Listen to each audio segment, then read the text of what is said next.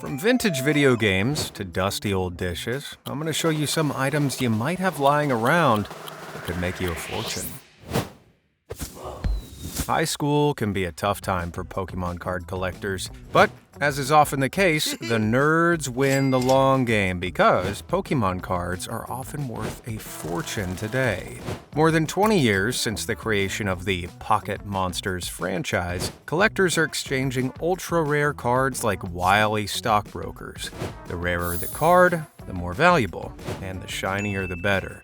Specific versions of these holographic Charizard cards fetch between $10,000 and a whopping $420,000. Damn! But among the highest earners is this Pikachu Illustrator card, issued to winners of the Koro Koro Comic Illustration Contest in January 1998.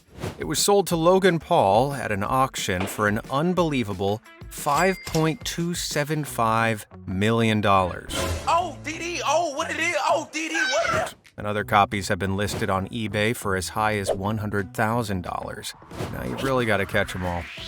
But back in the 50s, it was designer lunchboxes that had taken the US by storm.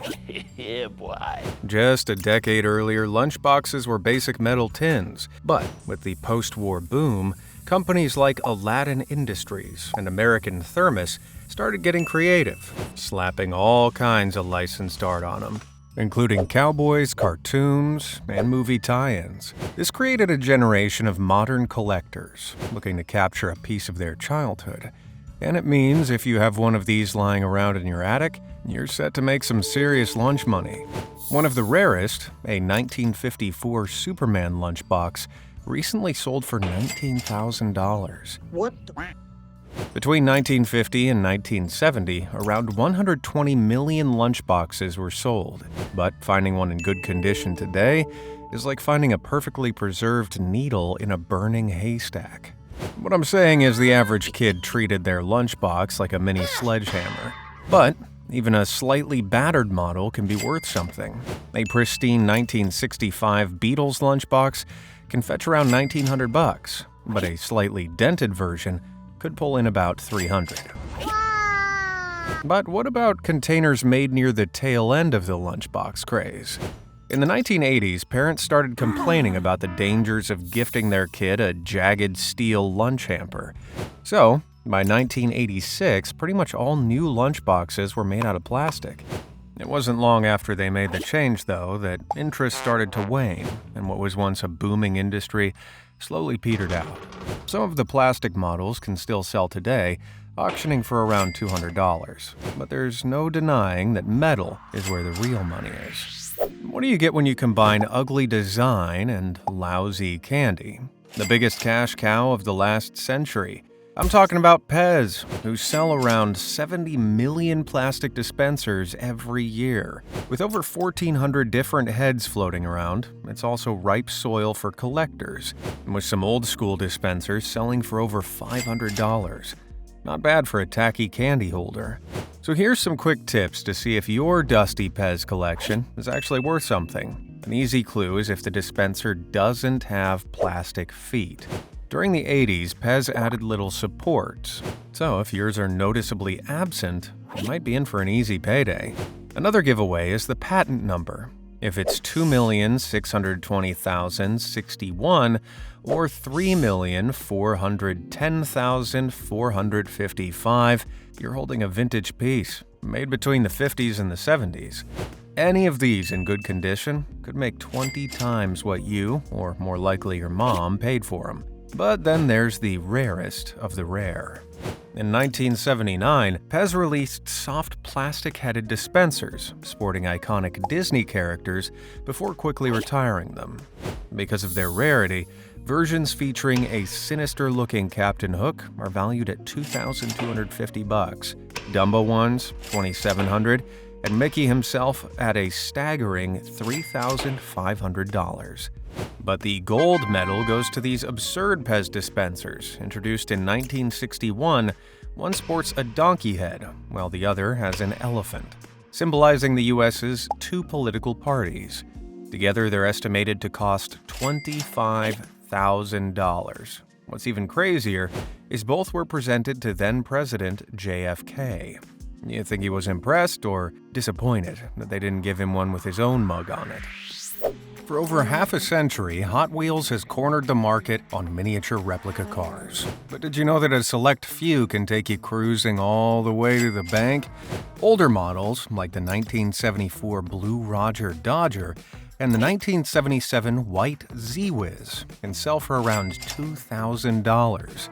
But for the real big bucks, you need to find the rarest of the rare. Luckily enough, it's a very noticeable hot pink. The 1969 pink rear-loading Beach Bomb, based on the 1968 Volkswagen Microbus, is valued at a wild $150,000.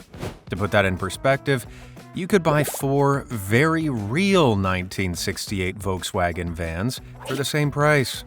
The bright pink design originated from the brand hoping to appeal to a more female audience, but the staggering price tag has a lot more to do with the direction of the boards. You see those surfboards sticking out on the back? Well, these extra pieces of plastic actually threw off the weight balance, making the cars awkward to use. So, Mattel went with a redesigned version where the boards came out of the sides instead. Oh my! Any surviving rear-mounted pink beach bombs are among the few remaining prototypes. So far, only 2 have been found. But there's always the chance one could be buried behind your couch cushions right this second. IKEA, paradise for kids looking for cheap furniture and top-tier meatballs. But hold on. It turns out that some vintage IKEA pieces are now worth more than you'd ever imagine. Take the Borkum 3-seater from the 70s. Back then, it would set you back about $1,200. Fast forward to today, and you could sell it for $4,000. Then there's the grill chair from 1958, originally priced at $2.40. Now, you could resell it for $9,000. And the biggest jaw-dropper, the 1959 Bengt Ruda armchair. It was $27 back in the day, but at a recent auction, it went for a crazy $20,000. How is this possible? Well, they say fashion never dies, and the same is true for quality interior design. The often strange or innovative furniture made by IKEA in the 50s and 80s in particular can go for crazy money on the secondhand market. But it's not just about looks. People are also willing to pay a fortune for furniture made by specific IKEA designers. Niels Gammelgaard, a Danish designer who worked for IKEA from 1975 to 2005, is now seen as a star in the art world, and his once cost-effective $18 chair has transformed into a $1,200 art piece.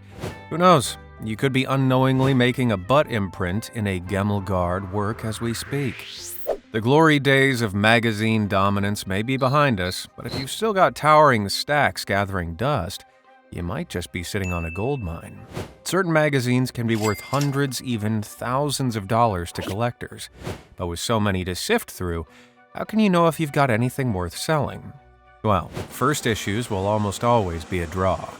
Take this one of Sports Illustrated from 1954, which sold for $3,500. Next is to look for copies with some kind of star power. Covers featuring major celebrities can attract rabid fans. This People magazine cover featuring Carrie Fisher and co-star Darth Vader earned its previous owner a hearty $1,000. Not every iconic cover is going to bring a jackpot, though. Some issues about big events, like celebrity deaths or historic moments, may look like they're worth a fortune, but even years later, they're essentially worthless. Think about it. If you believe a particular issue will be valuable in the future, chances are everyone else will have the same idea. Suddenly, thousands of people are hoarding stacks of pristine copies, driving the value down to nothing.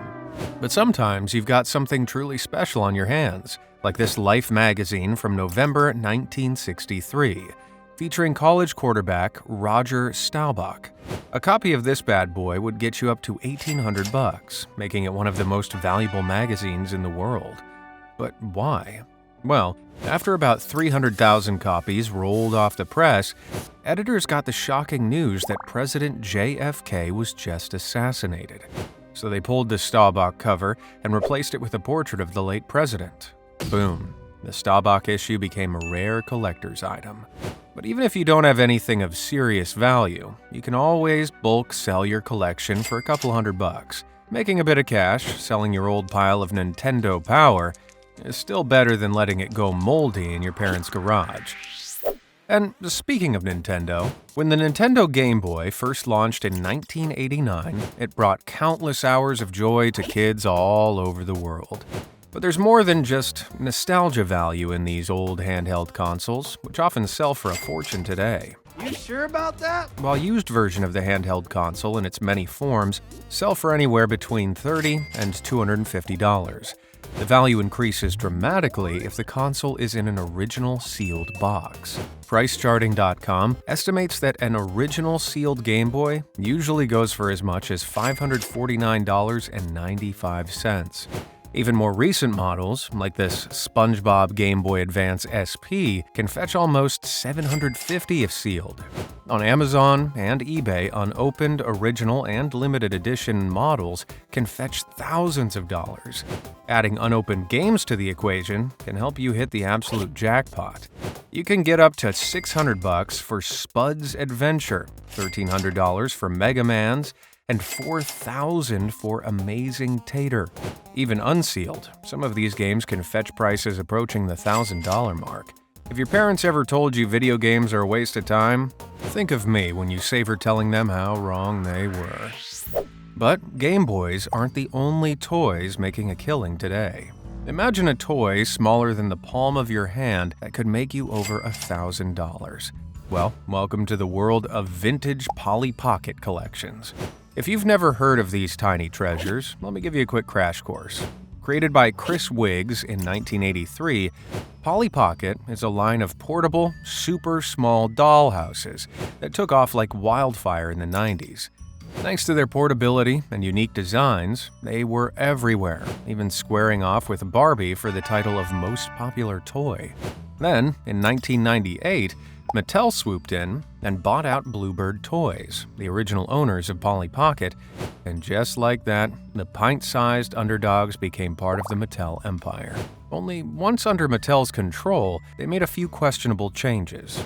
The biggest thing being enlarging the dolls to be more Barbie-esque, and it didn't go down well. By 2012, the once mighty Polly Pocket was discontinued. But then, in a twist no one saw coming, Polly made a comeback in 2018. Thanks to nostalgic millennials who missed their childhood toys, Polly Pocket was suddenly more valuable than ever before, becoming a major collector's item. The early Bluebird models in particular have become big moneymakers, often valued at 10 times the Mattel versions. The Polly Pocket Children's Hospital set from 1995 can fetch as much as $5,000 online. $5,000! While unopened copies of the Polly Pocket wristbands can go for almost $1,000. I guess sometimes less really is more. Who said you've got to be a golfing pro to make money out on the green? Yep, you can make thousands of dollars just by recovering golf balls. Your average golfer loses about 2 balls a game. And in the US, 150 million missing golf balls are reported every year. You can just walk around the rough areas of golf courses and find tons of missing balls, with little more effort required than walking around. You'll feel the distinctive bump of a golf ball under the ground with your foot. Choose to walk around the rough areas to the right or left of the teeing ground.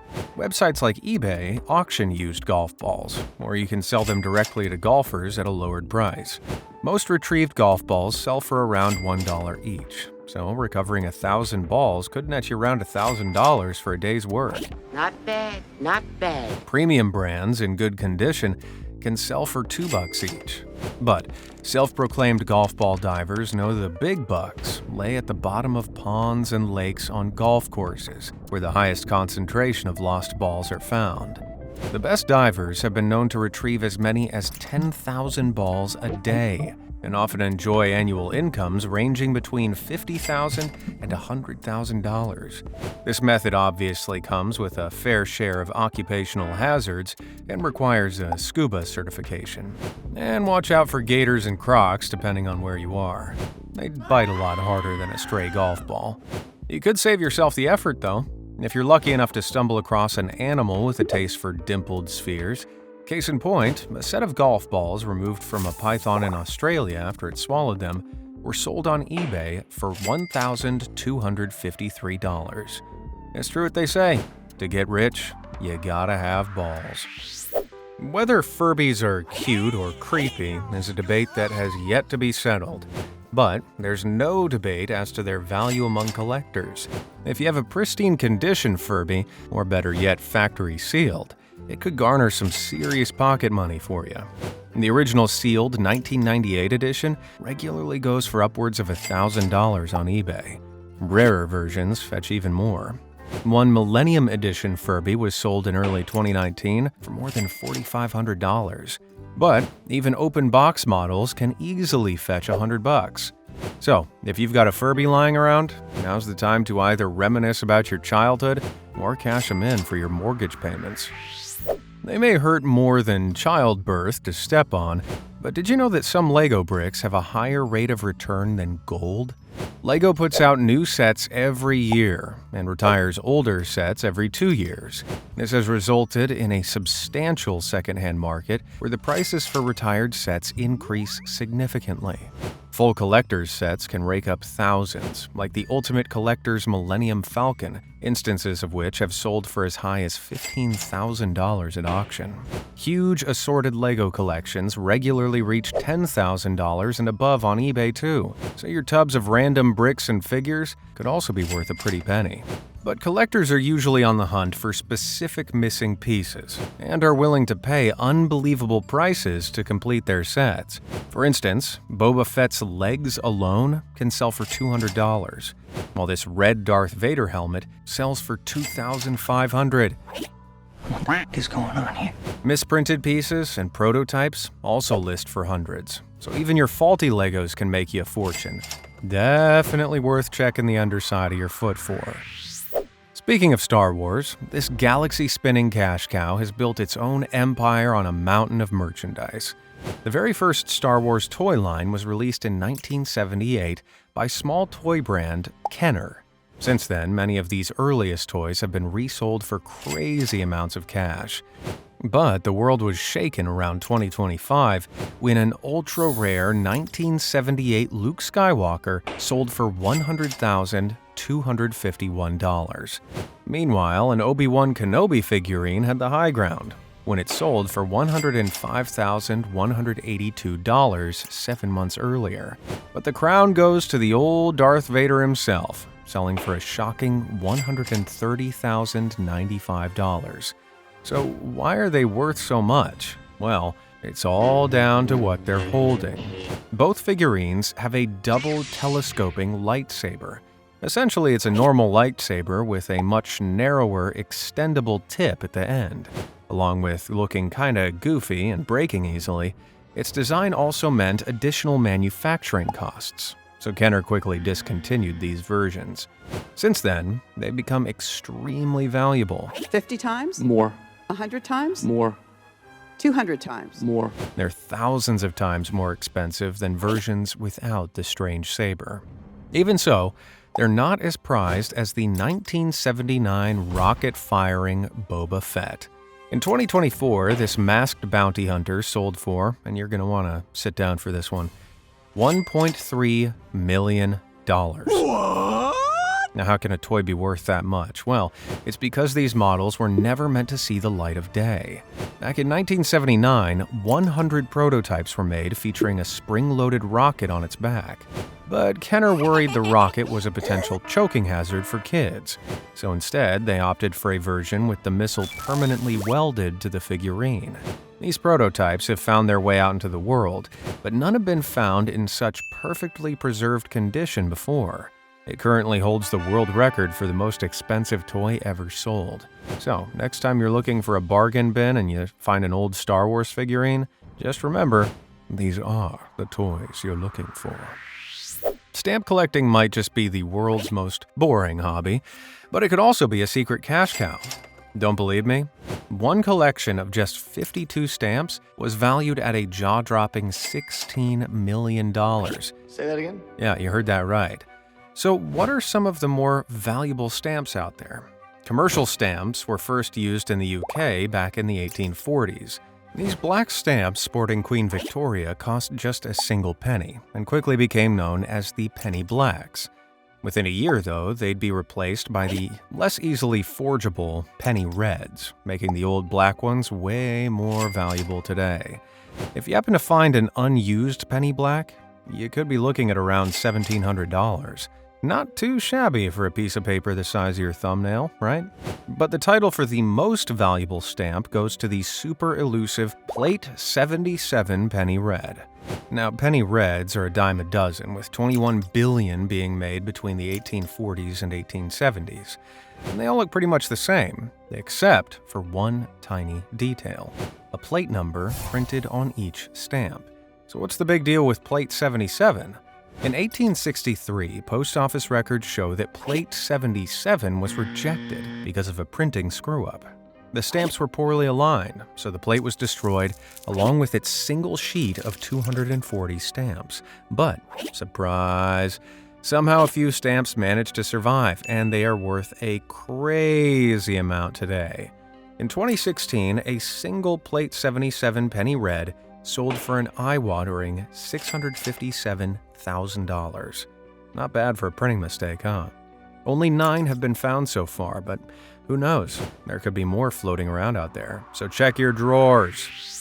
Or in the case of David Gonzalez, your ceiling. He just bought an abandoned house in Minnesota for just over $10,000, and the construction worker was deep into making renovations. After knocking a hole in the ceiling, however, he noticed something squashed between piles of old newspapers used for insulation: a preserved copy of Action Comics #1. This 1938 issue features the first ever appearance of Superman, and there are only about 100 of them left in the world, so they can sell for truly crazy amounts. In 2024, a perfectly preserved copy sold for a record-breaking $6 million. So randomly finding one in your house is kind of a big deal. But not long after David retrieved the comic, people started fighting. His wife's aunt started arguing with him over who should get a cut of the cash they'd make, and the argument got so bad it turned into a kind of tug-of-war with the comic. In the chaos, the back cover was torn. And eventually, after the dust settled, they agreed that David should be the one to sell it. Duh.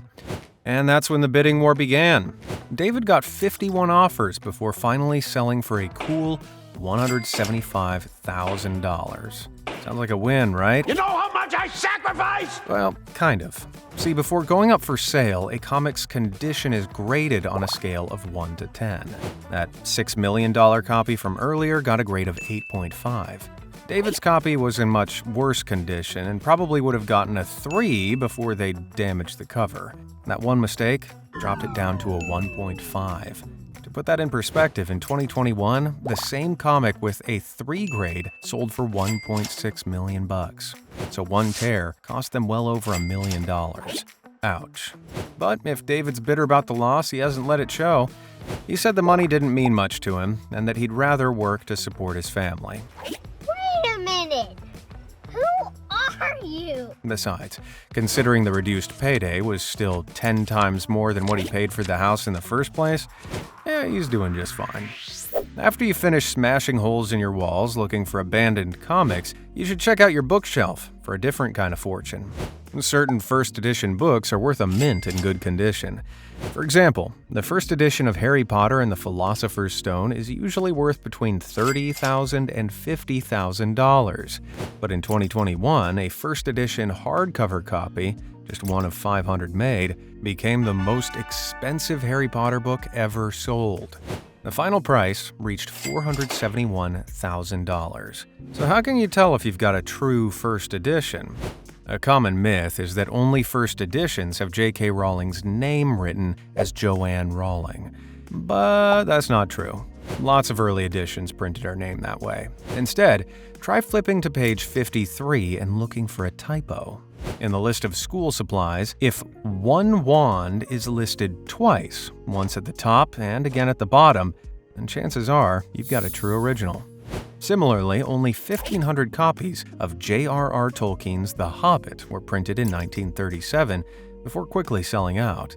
A first edition copy is now worth around $65,000, and one copy, signed by Tolkien, sold for a record-breaking $300,000 at auction in 2024. Looking beyond the world of fantasy, first editions of The Great Gatsby by F. Scott Fitzgerald are worth up to $377,000. A first edition of this 1925 novel can be identified by a typo on the back of the dust jacket spelling J. Gatsby with a lowercase j. It might be hard to spot, but if you look closely, you can see they just stamped a capital J over the mistake. I guess they assumed the book wasn't worth doing an entire reprint. First editions of most popular books will fetch a pretty penny, but how can you tell what is and isn't a first edition? Firstly, check the number line on the first page. The lowest number represents the printing of the book. If a 1 is present in the sequence, that usually indicates you've got a first edition. Often publishers print first edition or first printing on the copyright page, though this can be unclear at times. It's worth visiting an expert if you're uncertain, before boldly declaring yourself a proud owner of a Gatsby numero uno. But not all books need to be a first edition to be worth something, like your high school yearbook. Now, maybe like me, you've burned it to destroy any evidence of your horrible fashion sense, but if you resisted putting your yearbook into the fire, you might just have a fortune on your hands. Now, don't get too excited. It's not like any random yearbook will sell for much, but most vintage yearbooks only fetch between $5 and $35. That is, unless you dust off something seriously old. Take this Oxford University in Mississippi yearbook from way back in 1904. This fossil sold for a cozy $1,800. You might also make something if you went to school with someone who later became a massive star. One person found a yearbook with a photo and a signature of famed moonwalker Neil Armstrong. This copy sold for $10,000. Other yearbooks have fetched big bucks too, like ones with artist Elvis Presley, which sold for $6,500, or one featuring baseball player Jackie Robinson, which was auctioned for $1,300. It just goes to show, it's not what you know, it's who you used to know. Pyrex makes super handy oven-proof varieties of dishes, jugs, and other glassware. Almost everyone, it seems, has a Pyrex jug or two, but their value extends surprisingly far beyond their usefulness. Vintage Pyrex dish sets sell for up to $1,800 online, and single limited edition prototypes have been sold for as high as $22,100. Collectors who've dubbed themselves Pyrex junkies seek out dishes made between the 1910s and 1970s. The most valuable of these are the opaque dishes that have floral or geometric designs. The more common transparent versions aren't quite as valuable, but still fetch a reasonable price as full sets. Still, these dishes could easily be sold for chump change at garage sales by owners unaware of their true value, so it really does pay to be in the know. So, go visit your grandparents and older relatives today, and try to be subtle when you're rummaging through their kitchen cabinets. In 2017, Nancy Calvary was casually browsing through her local Salvation Army after work and decided to take a look through the china aisle. That's when she spotted them. 4 black plates with funky geometric faces painted on them. Charmed by the design, she picked them up for a mere $1.99 each. After getting home, she Googled them to see if they were part of a set and made a huge discovery. It turns out they were part of the Visage Noir series by famed artist Pablo Picasso. And it turns out each plate was worth a bit more than $2. Nancy ended up selling 3 for a jaw-dropping $41,000. She's still holding on to the 4th plate, however, because it has Picasso's signature on it. Damn. It's currently safe in a vault waiting to be passed on to her daughter. Not bad for an $8 investment, but imagine if she hadn't bothered checking online. the countless pasta meals that might have been eaten off a literal fortune. But did you know that some glassware is made of actual uranium? I'm scared to death. Yep, the same radioactive material used to make nuclear bombs. And if you have the right piece lying around, it can fetch a mighty price too. The World's Fair Saturn lamp, for example, was sold for $2,500 in 2024, while this absinthe fountain was going for $2,200. But that's only the tip of the glassberg. This uranium glass trend actually dates back to the 1830s in Europe and North America. People loved it for the bright green or pale yellow glow it adds to the glass, but some manufacturers were more, liberal with the radioactive material than others. The amount in these pieces could range from less than 2% to a staggering 25% of the glass. Yikes. Yet it was so popular that it stuck around until the 1940s, when production was halted so uranium could be used in the Manhattan Project. I feel like that should have been a tip-off that drinking out of this stuff was a bad idea. This is the worst! Production did pick back up in the 1950s, but over time, the craze cooled off.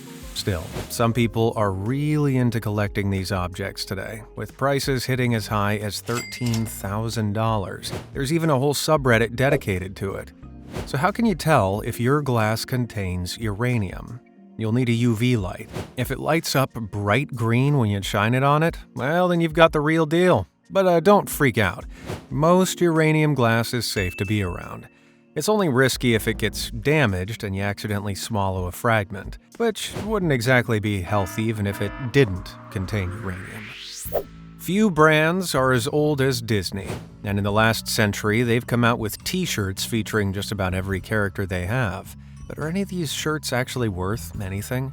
You can grab a regular Genie tee online for about $20, but if you've got the vintage 90s version, you might be able to sell it for around $50. But for the absolute top tier, you need to find a shirt that wasn't even designed by Disney. Look for the name Stanley DeSantis. An actor by trade, DeSantis is better known today as one of the best graphic t-shirt designers of the 90s. And since his passing in 2005, demand for his work has blown up.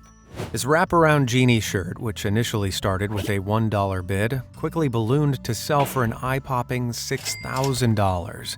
A lot of his other designs regularly sell for over $500. So check your wardrobe for a hidden DeSantis original. And we've looked at a few cases of people who've stumbled into money, but here's a story of a staggering fortune that went unnoticed for over 50 years. In 1959, a guy bought a giant clam from a Filipino fisherman as a gift for his daughter. And while you might think that that's a pretty, unique gift, she clearly loved it, holding on to the huge clam for decades. At some point, the family noticed a large, cream-colored object inside the shell, but they didn't think much of it. Fast forward to 2019, and the giant clam got passed on to her Canadian nephew, Abraham Reyes, and he brought it to North America, where he decided to get the cream-colored thing appraised. And that's when he learned that the 61-pound object was actually one of the largest pearls ever recorded. To put it in perspective, the average pearl is about the fifth the size of a golf ball, while Abraham's is bigger than an American football. But how? Well, the clam this pearl came from is called the Tridacna gigas, which is the largest species of mollusk ever recorded. Most pearls come from oysters, and even then the odds of getting one are about 1 in 10,000. But a pearl coming from any other mollusk? More like 1 in 1 million. They've named it the Giga Pearl, and any guess what it's been valued at? A staggering $140 million. But instead of rushing to cash out, Abraham has decided to hang on to his giant gemstone and create his own luxury art collection around it. The exhibit features diamonds, emeralds, sapphires, and of course, the Giga Pearl as the star of the show. Honestly, if I were him, I'd just sell it and buy a private island in the Bahamas. The Beanie Baby bandwagon of the 1990s was something a lot of people jumped on. These cute, collectible, bean-filled bears with their trademark TY heart-shaped tags were everywhere, but their popularity waned in the 2000s, making most of them worthless today.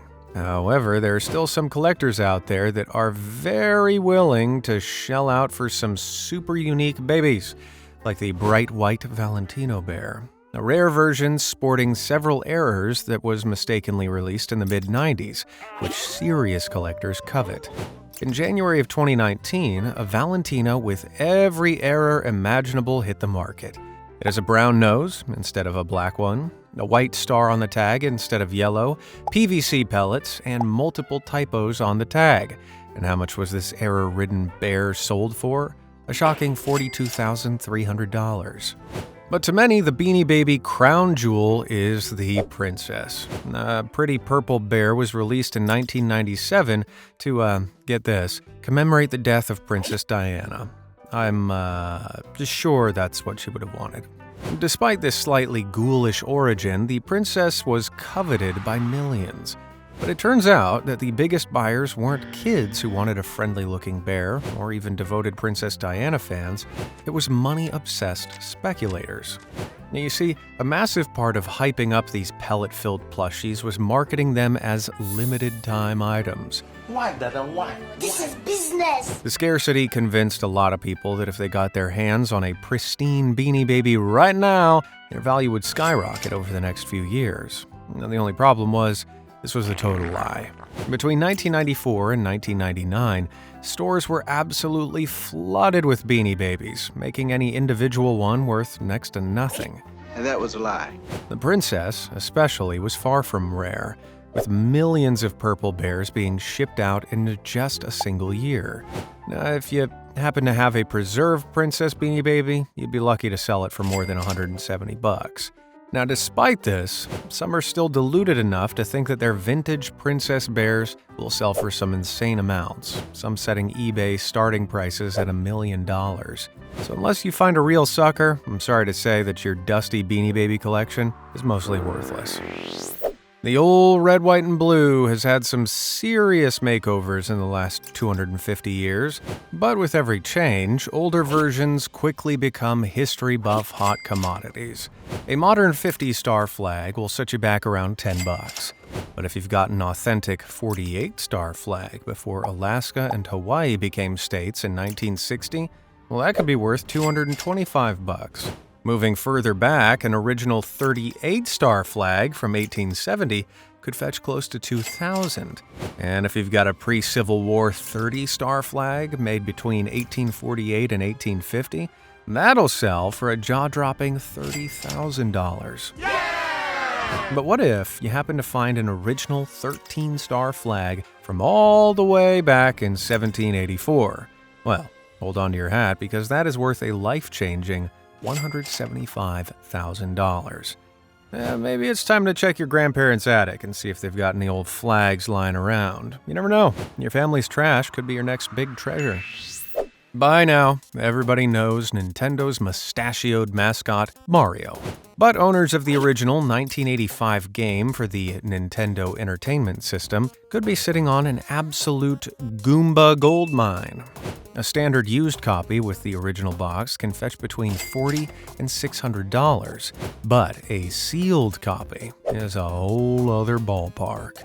Pristine copies regularly fetch anywhere from $250 to $10,000, and occasionally even $25,000 depending on the condition. But in early 2021, one particular copy sold for an incredible $2 million at auction, making it the most expensive video game ever sold. This beats the previous record set just a few months earlier when somebody paid $1.5 million for a 25-year-old copy of Mario 64. This little plumber just can't be stopped. But what if you grew up in a video game-free household? Well, don't panic, because you still might have a chance at making some easy cash from some good old-fashioned board games. In 2017, a thrifty lady named Laura Niebauer Palmer had the genius idea to turn old board games into her side hustle, and she's been pretty successful with it. She begins by researching the demand for replacement game pieces and then purchases those games at thrift stores, rarely for more than a couple bucks. She then sells the pieces on eBay based on the prices people have bought them for in the past. And through this super easy, laid-back scheme, she made $250 in 6 months. Now, sure, it's not a fortune, but for tiny plastic game pieces, that is a substantial gain. She clearly knows how to play the game, and I bet she's a master at Monopoly. Now, if this has motivated you to get into the board game action, here are the pieces to keep an eye out for. Vintage wood-carved Monopoly pieces from the 1940s can sell for around $50. Meanwhile, the more common metal pieces can still get you up to $3 a pop. If you weren't a Monopoly family, replacement Guess Who pieces for the modern version can get you $2 each. Used Clue pieces can get you $7, and a collection of 1990s battleships could get you $14. None of these are gonna set the bank on fire on their own, but this stuff can add up if you know where to look, namely your parents' attic. Just think of it as free money. But now we've reached the end of the video. Have you ever found anything super valuable in your home? Let me know down in the comments, and thanks for watching.